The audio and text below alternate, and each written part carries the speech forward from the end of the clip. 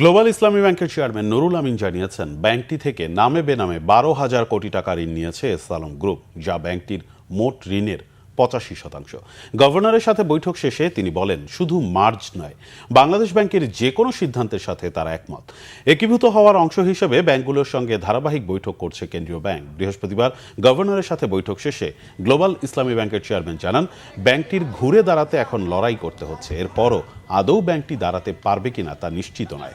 তিনি জানান, ব্যাংকের বর্তমান ঋণ স্থিতি 14,000 কোটি টাকা, এর মধ্যে 12,000 কোটি টাকা নিয়েছে এস আলম গ্রুপ, এর সবই এখন খেলাপি।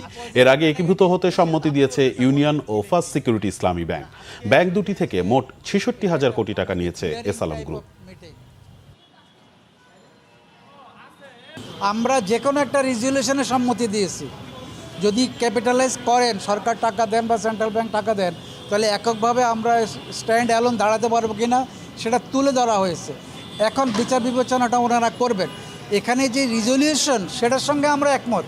সেটা কি মার্জার না অ্যাকুইজিশন নাকি রিক্যাপিটালাইজেশন না অন্য কোনো কিছু, দ্যাট ইজ ইম্পর্টেন্ট। তবে আপনারা নিশ্চিত থাকেন, আমানতকারীরা ক্ষতিগ্রস্ত হবে না, চাকরিজীবীরা ক্ষতিগ্রস্ত হবে না, এবং এই ব্যাংকগুলো চালানোর জন্য সরকার, বাংলাদেশ ব্যাংক মিলে এই আমানতকারীদের জন্য এই স্বার্থে এই কাজগুলো করবে।